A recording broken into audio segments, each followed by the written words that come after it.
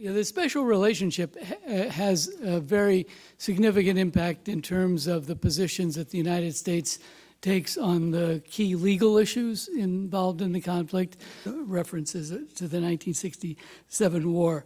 And this is one on which the United States, should have been taking the view that President Eisenhower took in 1956 when the war broke out in 1967, but it didn't. And I think we're living with the consequences of that to this day. But Johnson was fairly strong in telling Israel not to attack Egypt. Finally, the Israelis gave up on Abba Eban, and they sent Meir Amit, the head of Mossad, to come to Washington to put it to the administration a different way. He didn't say, please support us if we attack. He said, we're going to attack. What are you going to do? Those who tried to write theoretical justifications for that doctrine fished around to find precedents for it.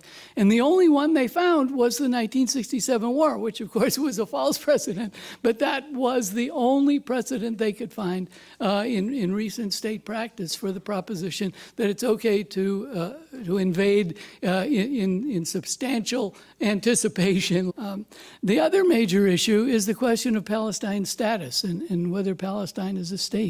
More recently went in 2012 to the General Assembly of the UN for a statement, essentially, that Palestine is a state, and that passed. Somewhere around, I think it's 158 states that have accepted Palestine as a state. The United States resists that.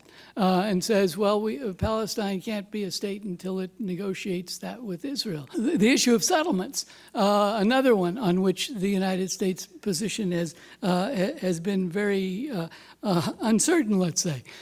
You had analysis of this during the Carter administration, where the legal advisor came out very strongly, saying that the settlements are illegal under the Geneva Convention of 1949. And when the bilateral process started in the mid-90s, the United States took the position in the Security Council that it would not support any Security Council resolutions critical of Israel, in particular on settlements. The International Criminal Court statute defines war crimes. One of the war crimes, a long list of things defined as war crimes, one of them is transferring civilians into territory under belligerent occupation. So it's a slam dunk with respect to the settlements in the West Bank.